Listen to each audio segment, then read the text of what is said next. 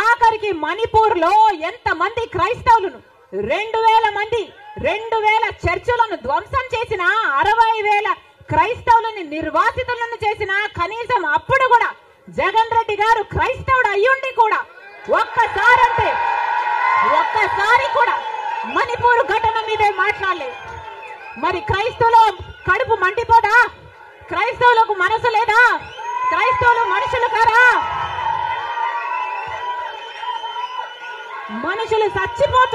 మనుషులు చచ్చిపోతున్నా మీరు పట్టించుకోకుండా బీజేపీకి మద్దతిస్తున్నారంటే మీరు మనుషులు అవునా కాదా? టీడీపీ పార్టీ, జగన్ రెడ్డి గారు, చంద్రబాబు గారు సమాధానం చెప్పాలి, ప్రజలకు సమాధానం చెప్పాలి. మళ్ళీ చెప్తున్నాం, ఆంధ్ర రాష్ట్రంలో ప్రజల అందరినీ హెచ్చరిస్తున్నాం. బీజేపీ పార్టీకి, టీడీపీ పార్టీకి, వైసీపీ పార్టీకి పొత్తులు ఉన్నాయి. అవి మన కంటికి కనిపించినా కనిపించకపోయినా పొత్తులు ఉన్నాయి. గత 5 సంవత్సరాలుగా చూశాం. టీడీపీ ఎంపీలైనా, వైసీపీ ఎంపీలైనా బీజేపీకే మద్దతు ఇచ్చాయి. ప్రతి అంశంలో వాళ్ళ పక్కన నిలబడ్డారు. ఆఖరికి మణిపూర్ అంశంతో సహా బీజేపీ పార్టీకి తెలుగుదేశం పార్టీ, వైసీపీ పార్టీ మద్దతు ఇచ్చిన మాట వాస్తవం. మళ్ళీ ఆంధ్ర రాష్ట్ర ప్రజలు వైసీపీకి ఓటేసినా అది బీజేపీకే పడుతుంది.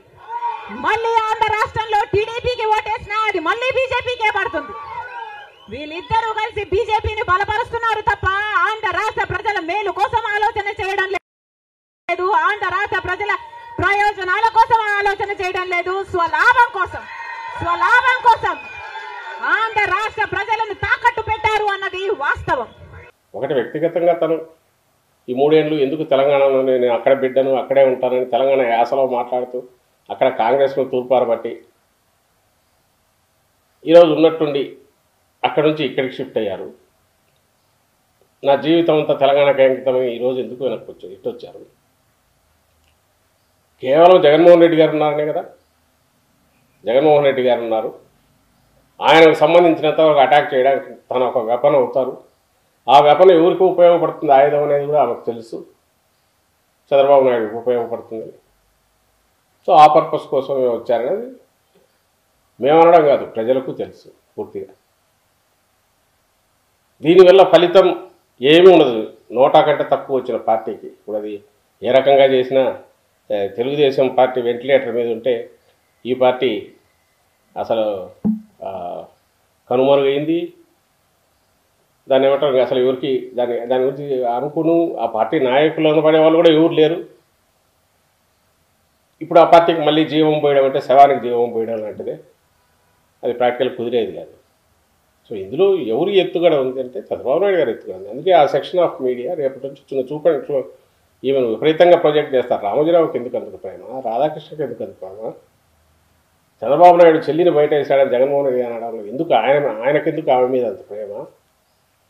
కేవలం ఒకటి, ఆయన ఈరోజు తన టార్గెట్ తాను ప్రజలకు ఏం చేసినాడో చంద్రబాబు నాయుడు చెప్పుకోలేక, చంద్రబాబు నాయుడు ప్రజలకు ఏం చేశాడో తన హయాంలో చెప్పుకునే పరిస్థితి లేక, అలాగే జగన్మోహన్ రెడ్డి గారు ఈ 5 ఏళ్లలో ప్రభుత్వంలో ఉండి ముఖ్యమంత్రిగా ఉండి చేసిన వాటిని నుంచి ప్రజలను ఏమార్చాలన్నా, అబద్ధాల కల్పితాలన్నీ ప్రచారం చేసి 4 రకాల అటాక్లు పెట్టాలన్నా, అలాగే ఎంతో కొంత నేను ఇంతకుముందు అన్నట్టు వైఎస్ఆర్ అభిమాన ఓట్లు ఉన్నా లేదా దళితులు, ఎస్సీలు, మైనారిటీల్లో ఏదైనా కొంచెం చీలిక ఏమైనా తీసుకురావచ్చు అనే ఉద్దేశంతో అనే కుట్రతో చేసిన పథకం ఒక భారీ కుట్రలో ఈమె ఒక వస్త్రమయ్యారు. ఈరోజు ఇక్కడికి వచ్చారనేది స్పష్టంగా కనపడుతోంది.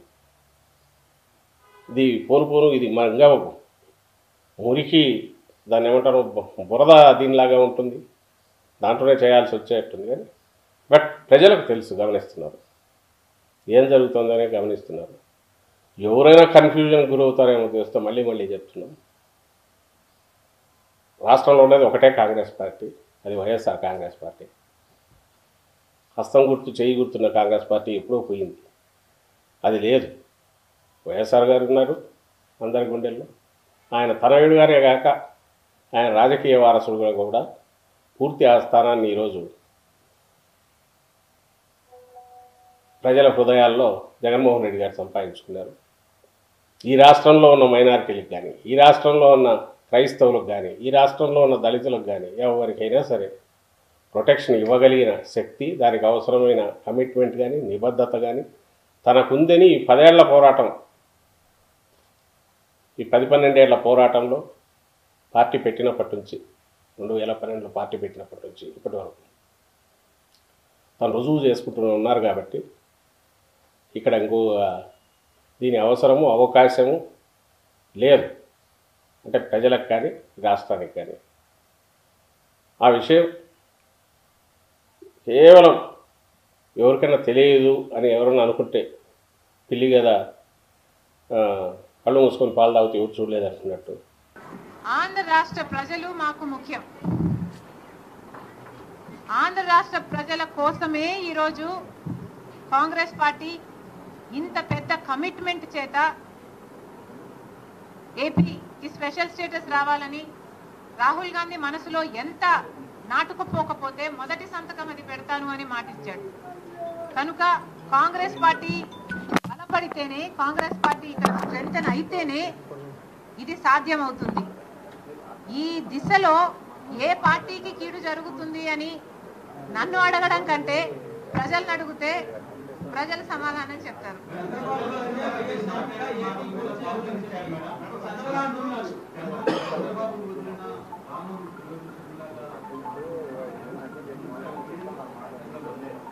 జగన్ వదిలిన బాణంగా మీ చెప్పుకోవడం మీకు అభ్యంతరం లేదు, కానీ ఇంకొకరు వదిలితే బాణం మీకు బాధ అయిందా?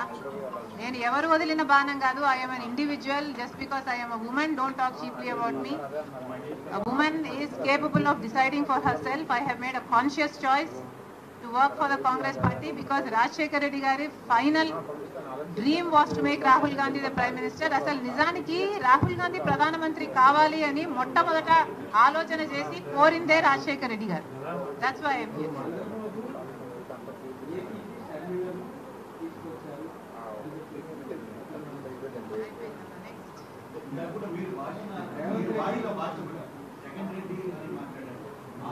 జగన్ రెడ్డి గారు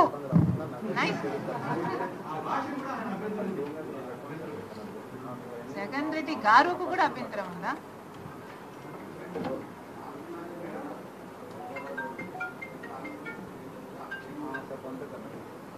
అక్కడ ఒక నియంతను దింపింది రాజశేఖర్ రెడ్డి బిడ్డ. తెలంగాణ రాష్ట్రంలో ఒక నియంతను గద్దె దింపింది రాజశేఖర్ రెడ్డి బిడ్డ. ఈరోజు రాజశేఖర్ రెడ్డి బిడ్డ తెలంగాణలో పాదయాత్ర చేసింది కాబట్టే, ప్రతి నియోజకవర్గంలో తిరిగింది కాబట్టే, ప్రతి నియోజకవర్గంలో ప్రజా వ్యతిరేక తీరుని ఎండగట్టింది కాబట్టే, అక్కడ అంత యాంటీ ఇన్కంపెన్సీ క్రియేట్ అయింది కాబట్టే ఈరోజు ప్రజలు కాంగ్రెస్ వైపు చూశారు. ఆ బలం నాకు లేకపోయినా ఇంకొకరికైనా ఉంది అని పెద్ద మనసు చేసుకుని నేను చేసిన త్యాగం వల్ల ఈరోజు ఒక నియంత అధికారంలో లేడు.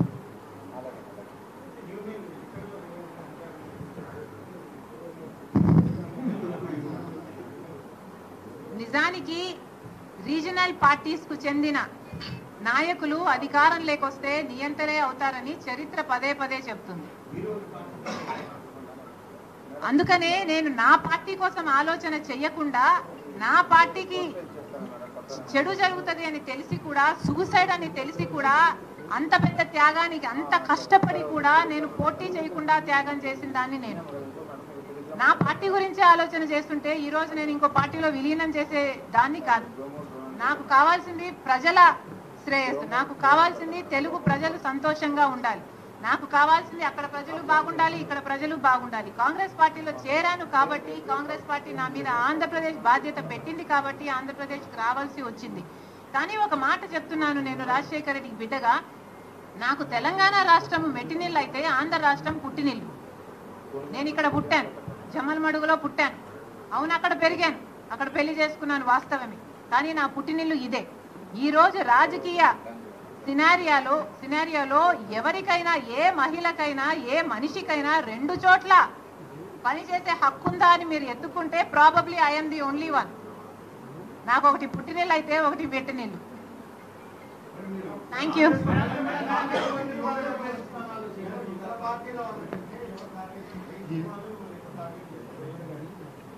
ఎవరికి ఎక్కువ భయం ఉంటే వాళ్ళు ఎక్కువ టార్గెట్ చేస్తారు. ఇందులో విచిత్రం ఏముంది? కాంగ్రెస్ పార్టీ మొత్తం 175 సీట్స్ లో కంటెస్ట్ చేస్తుంది. మొత్తం అన్ని ఎంపీ సీట్స్ లో కూడా కంటెస్ట్ చేస్తుంది. ఈ అప్లికేషన్స్ ఓపెన్ కావడం 24వ తేదీ మణికం ఠాగూర్ గారు ఫస్ట్ అప్లికేషన్ 24వ తేదీ తీసుకోవడం జరుగుతుంది. Thank you.